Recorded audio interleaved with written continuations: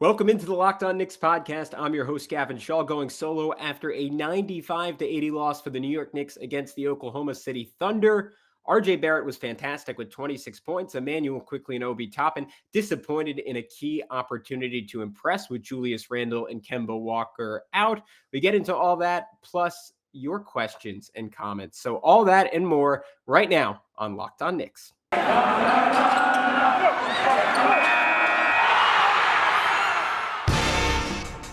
You are Locked On Knicks, your daily New York Knicks podcast, part of the Locked On Podcast Network, your team every day.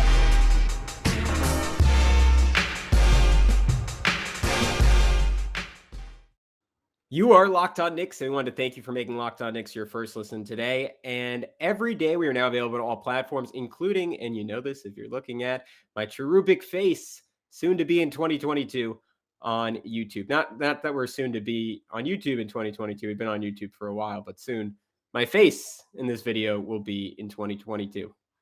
Anyways, this episode is brought to you by Prize Picks. Check out prizepicks.com and use promo code NBA or go to your app store and download the app today. Prize Picks is daily fantasy made easy. And I am Gavin Schall, made easy, a play-by-play broadcaster, ferociously preparing for the Hoop Hall tournament, the biggest high school basketball tournament in the country. You can check that out on Flow Hoops from January 13th to January 17th. I will be broadcasting 16 games, so be sure to tune into that. My usual co-host is Alex Wolf. He is the editor-in-chief of the greatest Knicks website out there, The Strickland. But unlike me, he has friends and he had stuff to do on New Year's Eve. So I am all by my lonesome. Unfortunately, this is not a game you want to talk about by yourself, as the Oklahoma City Thunder defeated the New York Knicks 95-80 on their home floor. The Thunder were missing their head coach, Mark Daigneault. They were missing their top assistant coach, I believe Dave Bliss. So they were down to a third-string coach. They're missing a number of key players. The New York Knicks had their full coaching staff intact, I think Johnny Bryant was out, but they had Tom Thibodeau. They had a couple of assistants. They were missing Julius Randle and Toppin and Kemba Walker. So the two veteran fulcrums, the two punching bags, Kemba in the first half of the year, Julius in the second half of the year at this team. So the fans and yes, myself at points this season got what they wanted. And what did the New York Knicks get? A bone-crushing defeat after toying with losing to subpar teams these last three games and managing to win all three of those games. The Knicks finally blew one against this Thunder team. And at a certain point, I think all of our lives will be easier if we just sort of accept that this is who the New York Knicks are, right? They're inconsistent. They're extremely flawed. Their strengths are confusing and change night to night. Their weaknesses, namely effort, consistent effort, are there seemingly constantly. And yet they're pretty much an average basketball team because they have just enough talent. They have just enough depth. They have just enough coaching. They have just enough fight on the right night, just enough fight on the right nights, just enough shooting on the right nights to get it done and get by. So they're a middle of the road team. Let's just all sit with that. Let's practice some radical acceptance and say, all right, that's who they are. I think this season will be a bit more fun for everyone if we can get there and acknowledge that, as many have failed to, maybe myself at times included, their problems go beyond Julius Randle. They go beyond Tom Thibodeau at times. This is a flawed roster. This is a flawed coach, as pretty much every coach in the league is. This is just sort of what it is. I guess I'm feeling a little philosophical going into 2022. But let's talk about the game itself. The Knicks were hot early, got out to a big lead. I was thinking finally we're just gonna crush one of these bad teams. That did not happen as the Thunder buried the Knicks. The Thunder, the worst three-point shooting team in the league, behind 18 three balls, 10 more than the Knicks ultimately made. Outscored the Knicks by 30 points from distance. It was a 17-point lead or 16-point lead for the Thunder in the second half. It was something like 70-54. The Knicks storm all the way back, cut it to 74-71 behind some good energy from the second unit, some mastery from RJ Barrett, and then a heartbreaking sequence Immanuel Quickley gets shoved in the back by a New Rochelle native, as Mike Breen is want to point out about 4 or 5 times throughout the game, which I love. I love Mike Breen. I love Ty Jerome, except what he did to Immanuel Quickley. Probably an offensive foul. Got the offensive rebound over him. Kick out to Alexei Pokashevsky, who drains a gorgeous moon ball. The Thunder go up by 6. They never look back. They roll to victory. And this loss to me was defined by missing open shots offensively and just not quite having enough creative juice on the offensive end of the floor. And then defensively, some really, really lazy basketball. There was a play highlighted by Tom Piccolo where he got fouled. It was 80-71. I think RJ missed both free throws, maybe made the second, I'm not sure. And then Shai Gilgeous-Alexander, again, he made the second free throw. And Shai Gilgeous-Alexander, off a made free throw, is allowed to just sort of glide up the court.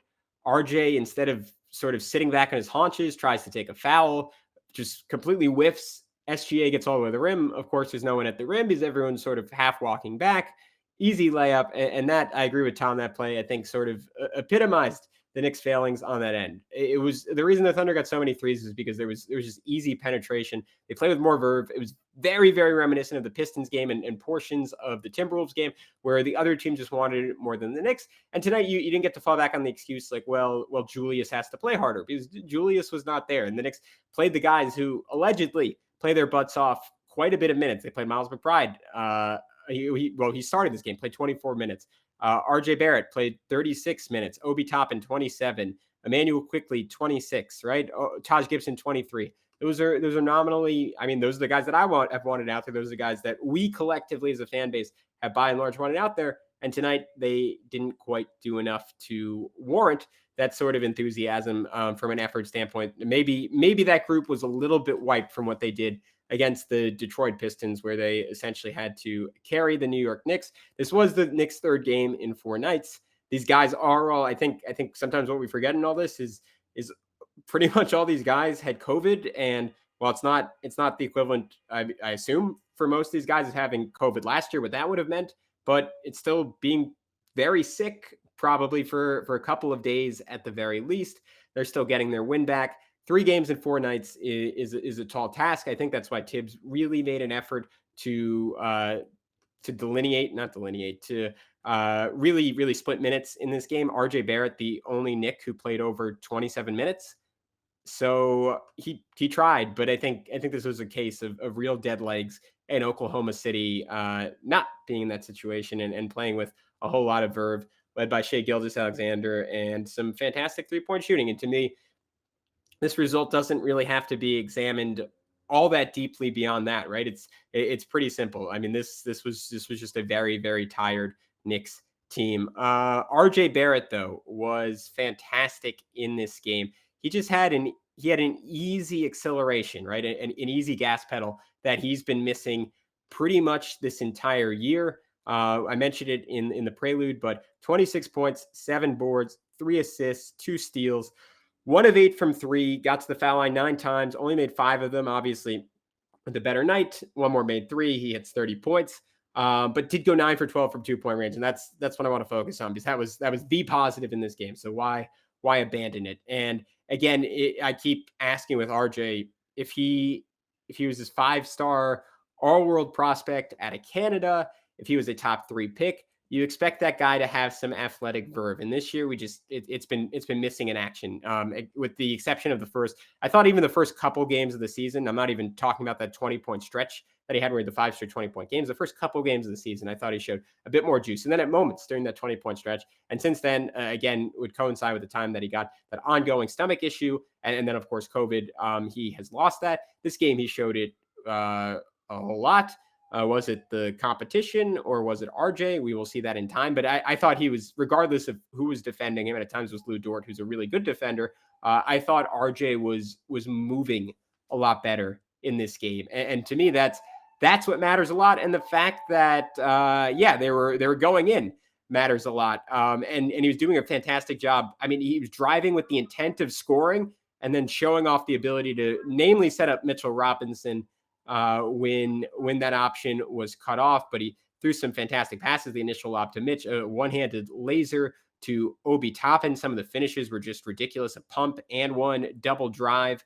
What am I saying? Pump and one double drive and one double pump layup over Bradley Roby. Is Bradley Roby a football player? I think Isaiah Roby is the basketball player. But anyways, he got it over Roby. He had a nice little play where Fournier set his screen and the Thunder tried to switch it, but RJ just beat the switch, double team at the rim, ball up high, finish right through it. Snake dribble into a runner across the lane, a hezzy into a righty euro. You want more of that guy, right? Final one, sick move, like kind of running back style, took the ball into the lane. I remember he always did that his first year in the league. Haven't seen it as much recently, a little bit last year, and then switched hands at the last possible second for the lefty lay. It was the full package from RJ Barrett. It was all I could have hoped for in terms of his finishing. And all I got to say is I hope it is here to stay, because when he is finishing like that, he is a different player. It opens up every other aspect of his game. And then on the nights the 3-point shooting is there as well, he will look like a star instead of just a role player. We'll get into that a little bit more, not after this break, after the second one, but we're going to take a break regardless. And let's see what we're going to talk about. We are going to tell you more about our title sponsor in Prize Picks. You've been hearing me tell you about Prize Picks for months. Have you signed up yet? Prize Picks is daily fantasy made easy. If you have not checked it out, you're missing out. I'm telling you, you're going to love this app for NBA and mixed sports pick'ems. Prize Picks is the best NBA DFS prop game on the market. Prize Picks offers more NBA props than any other DFS prop operator and offers all the superstar players as well as bench players, only recording a handful of minutes each game. Prize Picks offers any prop you can think of, from points, assists, rebounds, threes made, etc. All of the users that deposit and use our promo code will receive a 100% instant deposit match up to $100. So just be sure to use promo code NBA. You pick 2 to 5 players and an over/under on their projection, and you can win up to 10 times on any entry. And it's just you versus the projected numbers. Prize Picks allows mixed sports entries, so you can take the over on RJ Barrett made threes on a night. I have a feeling he's going to get hot sometime soon, and you can take the under on Julius Randle turnovers. That's if you're feeling really lucky. Use the award-winning app on both the App Store and Google Play. Entries can be made in 60 seconds or less. It's that easy. Prize Picks is safe and offers fast withdrawals. I just realized for the mixed sport entry, I was supposed to mention a different one. So let's just say Mike Glennon turnovers instead of Julius Randle turnovers. We'll go with that. So go to prizepicks.com today and use promo code NBA, or go to your app store and download the app. Prize Picks is daily fantasy made easy. All right. And with that, we are back on Locked On Knicks, your favorite daily New York Knicks podcast. There aren't that many that do it daily, right? It's not the hardest thing in the world. Please subscribe on YouTube if you haven't already. I can never say that enough. That'll make a really, really, really substantial difference. We're trying to get up to 8,000 subscribers. We're a little over 500 right now. So those of you who haven't yet, it really just takes a second. It will make my 2022 better than my 2021. The New York Knicks. All right, we covered RJ Barrett. We'll get to a question about him in the third segment, but I want to talk about Obi Toppin and Immanuel Quickley. This was their game in my mind to show the world, right? And look, it's partially on Tibbs. I don't really get why he started Deuce over Quickley. Maybe I think, if I'm guessing, the reason was to guard Shai Gilgeous-Alexander. Probably should have been an assignment for Alec Burks, because and Burks didn't start either. I would have probably started Burks as well. I understand wanting to maintain the continuity of the bench unit, but this felt like, again, the quote unquote all hands on deck kind of game. I feel like I always talk about in this pod. I always love to have the Spurs in big playoff games, right? Or really big regular season games. Sometimes, I don't know if they did in regular season games, would go to Manu Ginobili as a starter, right? And they're saying, all right, we're pulling out the big guns. Like, you're getting our absolute best shot tonight. I think the Knicks needed to do that. Down Kemba Walker, down Julius Randle. They needed as much creativity in the starting lineup as possible. Get Immanuel Quickley in there. Get Alec Burks in there, because Evan Fournier, I think, was Wally said something about him dealing with an ankle issue. He just didn't have it. And I think when Tibbs did in the fourth quarter, it was a little too late. And again, McBride was not ready to handle SGA. He torched him a couple of times. Nothing against McBride. That's SGA, flat out one of the best scorers on planet Earth right now. Long-winded way of saying this should have been Obi Toppin and Immanuel Quickley's night. We've been looking all year for those two. I've been looking all year for those two to have the opportunity to come out and shine and just put on a show. They put on a show. They put on a mini show every game. They deserved a chance for a full, blow it out, 3-hour Broadway musical. Maybe there's a part one in the afternoon. You go home, you take a nap, you come back at night, for part 2, Harry Potter and the Cursed Child style. I don't know, but they deserved their chance for that, and they both kind of sort of blew it. I mean, maybe Obi should have gotten the ball more, but he was just 1 for 4, 3 for 6 from 3. 3 for 6, not from 3, from the free throw line. And I liked he had real moments in this game, right? I loved him attacking from the wing and using his size and that start and stop ability to get all the way to the basket. He drew a foul on like a really nice little like inside pivot, reverse pivot in the post, and using his strength. And he just looks more confident in terms of strength. He looks more confident in terms of going quickly. All those things are really, really exciting. But this is still a dude who over 80% of his shots are assisted by other players. So that when all of us call for him to just flat out replace Julius Randle, that's the issue with it, right? He can be a Julius Randle type impact offensive player if he's playing with Steph Curry or Damian Lillard or Luka Doncic or one of the transcendent, automatically draws a double team every time you set a pick for them guys in the NBA. If he's not playing with someone like that, he's not going to be screw a fulcrum. He's not going to be the secondary option on your offense because his game just isn't geared that way and isn't developed nearly to that extent. So for all the Julius Randle haters, me amongst them sometimes, there's his value right there, because Obi does not provide that yet. And we got evidence of that tonight. And that is not a knock on Obi Toppin. That is just who he is. Immanuel Quickley, it was just poor shooting. I think my one thing with Quickley is I want to see a little bit more substance over style at times. He like when he takes he got to switch on. I want to say, oh my God, why can't I think of his name? The Thunder big guy Mike Muscala. Yeah, there we go. I knew who that was. He switched that onto Quickley on the perimeter, and Quickley should have like torched his ass, right? Like crossover, speed right by him into the lane, running layup. It's a play we've seen Quickley make a whole lot of times this year. Finish with a floater if someone else comes up to contest, throw a pass if someone contests really hard and really early. But instead Quickley just sort of dances into a step back 3. And I think he's taking heat checks before he has any heat.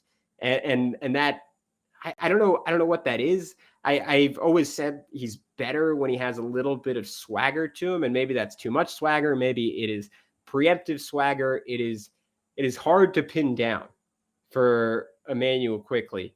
But he did not have the juice. He did not have the shooting tonight. And I think that will come around, right? He's coming off of COVID. So we got to give him some time. We got to give him some patience. That's not to say that he didn't have good moments in this game. Had a nice top of the key jumper, good floater. And he just, he caught Poku on a really good pump fake, let him fly by and drained a wing 3. But it wasn't enough for Immanuel Quickley tonight, right? I wanted those two to put on a show against this Thunder team, and I think they were just lacking for their normal energy after playing a larger than usual role, both in terms of minutes and responsibility against the Detroit Pistons. That makes sense. But those two guys, we need to see more from them to warrant all the praise we have been throwing in their general direction. All right, to wrap up this second segment, Quentin Grimes, just 1 for 6 from 3. I think he's maybe hitting a little bit of a wall. I mean, that wall might just be, again, having just had COVID. Did have 4 rebounds, did have 2 assists, did not take a shot that wasn't a 3-pointer. And to me, that's starting to become a little bit of an issue with him, where he's a bit one-dimensional. And we all love that dimension, right? If he continues to hit 40% on an insanely high volume of threes, then yeah, that can be the one thing he does for the indefinite future. But we know there's more in there, right? This is a guy who's a 5-star point guard at a high school, was like many people thought. I read my friend Scott Chasen shared an old feature he wrote on Grimes. I encourage everyone to go follow Scott on Twitter and check it out. It's really, really good. About how people across college basketball expected Grimes to be perhaps the best player in the country as a freshman. Like he was a guy with you need to have off the dribble zip to be in that category if you're not a big man. And Grimes certainly has had that at previous levels. We've seen it at this level, like the first game where he really came out, the 27-point outing where he had that gorgeous drive, and I want to say it was to Mitch, that last second dump off. He can do that. And obviously it's a lot easier to drive closeouts when you're already hitting 5 out of 5 from 3 and defenders are sprinting at you with their hair on fire. But I want him to start looking for that, because I think he can beat guys off the dribble when they're coming at him with some momentum. And tonight he's just pretty focused on getting those threes up. And look, if they're half decent looks, I don't mind. That's probably the more efficient shot for him. But I think a little bit of variety would serve his game well. All right, we're going to take our second break. We're going to tell you about Built Bar, and then we'll come back and answer some of your questions to wrap up this show. So it's the new year. It's the new year. Oh, wow, it is the new year. I'm recording this at 12:02. I didn't even notice I passed into 2022 with you guys. That's amazing. But yeah, it's literally the new year. So that means New Year's resolutions. If yours is about getting fit or eating healthier, make sure you include Built Bar in your plan. Built Bar is the protein bar that tastes like a candy bar, maybe even better than a candy bar. Built Bar makes it easier to stick to your resolution because it tastes so good. You'll want to, I don't know what that voice was, because you'll want to eat it, unlike other protein bars, which can be chalky or waxy or taste like a chemical spill. Yuck. You want to eat healthy, but it just gets boring by like week 3. You might be thinking this is just not worth it. Where's the chocolate? Built Bars are covered in 100% real chocolate. Most Built Bars contain 130 grams or 130 calories, 4 grams of sugar, 4 net carbs, and 17 grams of protein. Compare that to a candy bar, which usually has around 240 calories, 30 grams of sugar, and dozens of net carbs. Here's an idea for the new year. Go to all your secret stashes at home, in the pantry, at the office, in the car, wherever. Throw out all those sugary or calorie-filled snacks and replace them with Built Bars. So when you're craving a snack or treat, you can reach for something that's healthy and tastes incredible. Even if you're not a huge fan of working out, you can at least eat something that tastes good and is good for you. That's when you enjoy a delicious Built Bar. So you can almost count it as a workout. And there's so many flavors to choose from: coconut almond, peanut butter brownie, raspberries, cookies and cream, salted caramel, mint brownie, and many more. In fact, Built is always coming out with new limited time flavors. So check out Built.com often to see what's new. Go to Built.com, use promo code use promo code LOCK15 for 15% off at BuiltBar.com and get 15% off your order using promo code LOCK15. All right, that's the end of the second break. We are back on the Locked On Knicks podcast. Thank you so much for tuning in and welcoming 2022 in with me. That was a cool moment. I've never been on the air for a new year. Anyways, let's get some participation from the audience going. I'm just going to roll through on Twitter because we got a decent amount of responses. I asked 2 questions. I said, what do you guys want me to talk about? And also just a general mailbag solicitation. First one from Larry Israel. At Larry Israel 2, how great this team is without Julius. And Cedric 13 at C13 alum said that Julius is actually important because he draws attention. ... Ominous ... implying that I'm an idiot. Probably right. He says correctly that Julius is important. I agree that Julius is important. And that's why Tibbs puts up with all the crap from him. He's the only fulcrum on the roster when you take Rose out and when Kemba isn't exactly rolling. I don't think I've ever denied that. If I did, then I was wrong, because that's a fact. All the stuff we're complaining about with Julius Randle, that's also factual, right? He's not played exceptionally hard at various points this year. His shooting has regressed immensely. He's been extremely indecisive. Also, all real. He can be important and he can be very, very flawed. Both those things can be true. The reason we're always complaining about him being very, very flawed is because he is so important, and just his baseline of being there is essential to this next team functioning, which is why, again, Tibbs isn't going to all of a sudden sacrifice a ton of his minutes for Obi Toppin. I think there's a case for sacrificing more. And to some extent, that's partially about Obi Toppin and what Obi Toppin can bring, especially with bench heavy units. And that's partially about Randle. I think would just be better playing less minutes and having more energy to get done all the little things that he's been missing at points this year. So there's a little bit of nuance to that conversation, guys.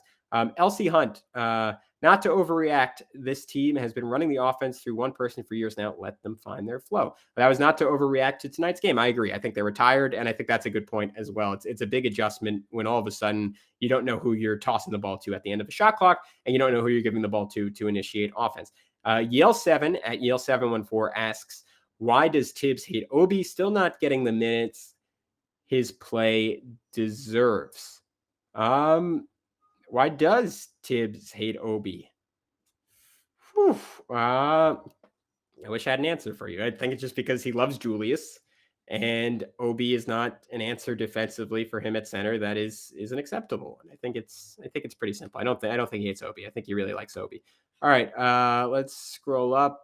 Steele at Kel S. Stizzle great name. Is RJ officially a role player prospect? If not, what can he excel at? I think RJ's 21, right? I don't think he's officially anything yet. I know at times I'm down on him, and I kind of talk the same way, saying like, yeah, is this guy probably going to be a role player? I think that's the most likely outcome for him because he hasn't shown like one star element of his game. He's jack of all trades, master of none. What he showed tonight looked like a star. Can he do that for 10 games, for 20 games, for 30 games? I doubt it because we haven't seen it yet, but he's 21 and he's extremely hardworking and he does have quite a bit of talent. So I don't want to put a cap on the guy yet. I think there's still a world where he's an all-star. There's a world where he's something less than an all-star and really, really valuable despite it. There's a world where he should be making $100 million for 5 years and he's not an all-star, but he's a fantastic starter.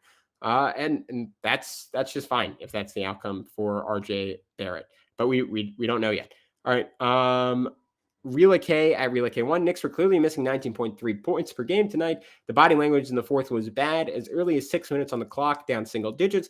Fournier felt invisible as usual. I've come to realize the Knicks front office has to start considering a trade if they are still thinking playoffs. A lot of good points there. I think absolutely. I think if this team wants to get out of the play-in, there's going to have to be some kind of trade. This version of the New York Knicks is not. I don't want to say he's not going to get out of the play-in. I will say if they get out of the play-in, they will not win more than one game in the first round, right? I think that's the ceiling of this team. One win in round number one without a trade. And that probably means trying to get Miles Turner. Maybe there's another name that emerges that can help this team, but I just don't see all that many guys available. And I think the Knicks would be prudent to probably sit on their chips because even if you get a Miles Turner, then their ceiling is maybe game 6 in round number one, a game 7 in round number one. It's not really worth giving up anything meaningful or any young asset unless that's someone that you want to resign and you see a long-term part of your future.